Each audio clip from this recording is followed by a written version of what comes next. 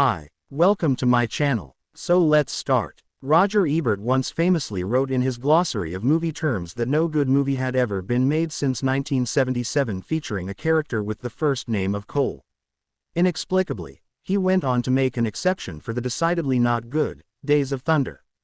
I cannot say for sure whether that rule has held up over the years, but I suspect if he had lived to see Ghosted, he might have elected to finally retire it once and for all on the basis that there was no worse example that could ever come along.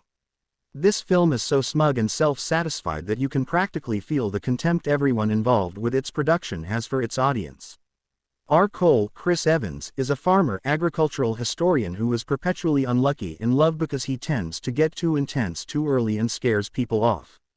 He meets the mysterious Sadie, Ana de Armas, at a farmer's market, and the two seem to hit it off famously throughout a long date that covers everything from karaoke to a visit to the famous steps from The Exorcist. Alas, when he tries to contact her the next day, she ignores his incessant texts and emojis.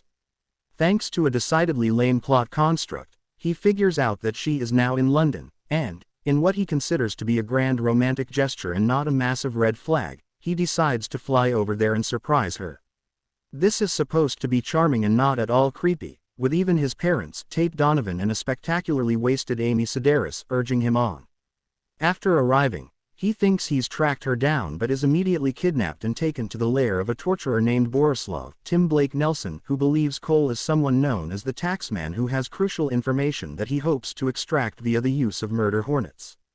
Before that can happen, he is rescued by a mysterious figure who turns out to be Sadie. It turns out that she is actually a CIA agent pursuing a master criminal named Levique, Adrian Brody, who is attempting to acquire the codes for a spectacularly deadly new super weapon so that he can sell it on the black market. These codes are thought to be in possession of the taxman, and since everyone thinks that Cole is the taxman, he becomes the target, with Sadie using him as bait to stop the bad guys for good. This leads them on an international journey to stop Levique and potentially save the world while bickering and bantering between the incessant gunshots, explosions, and car chases that comprise most of the plot. You may recall, though you will be infinitely happier if you don't, last year's The Gray Man, an incredibly lousy and thoroughly unmemorable load of international espionage claptrap that was like watching someone else playing a bad video game. That film happened to co-star Evans and de Armas, and I can't help but wonder if they made a secret pact between them to try to find another such vehicle that was even more vapid and forgettable.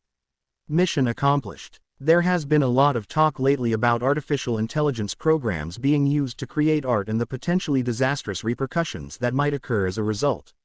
Although Ghosted has no fewer than 4 people credited with the screenplay and a director, Dexter Fletcher, whose previous Rocketman was one of the better music biopics of recent years, it feels as if it was created by just such a program, one evidently focused on following tired algorithms than anything remotely resembling genuine creative inspiration.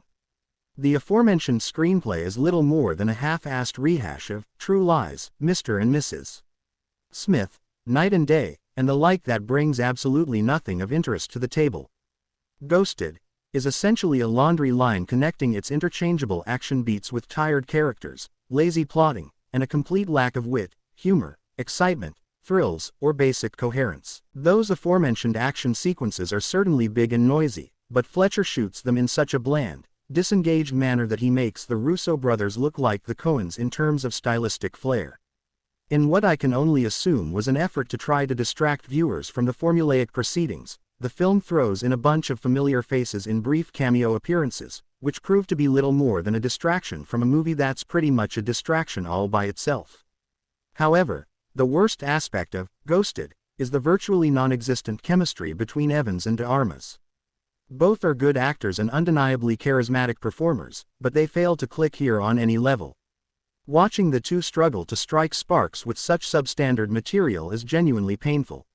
This would be bad enough, but the film inadvertently underlines this flaw with a running gag in which other characters comment that they should get a room because the sexual tension between them is off the charts. Based on the available evidence, this may be true, but, unfortunately, it is off the charts in the wrong direction. There was more palpable heat between the two of them in Knives Out than there is at any point here, and they weren't even necessarily trying in that one.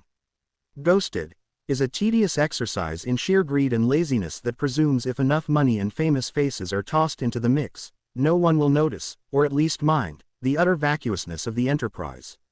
By a bit of happenstance, I wound up seeing this film immediately after watching Are You There, God? It's Me, Margaret, and was in an uncharacteristically good mood as a result of that genuinely wonderful movie. However, by the time Ghosted finally dragged itself across the finish line, complete with threatening future installments, that sense of good cheer and hopefulness regarding the possibilities of cinema had been completely eradicated. At least the aforementioned, The Gray Man, had the dignity to be completely forgettable. Honestly, before I mentioned it, did you even recall that it existed? But I have a terrible feeling this one is going to stick in your mind for a long time after you see it, no matter how hard you may try to erase it.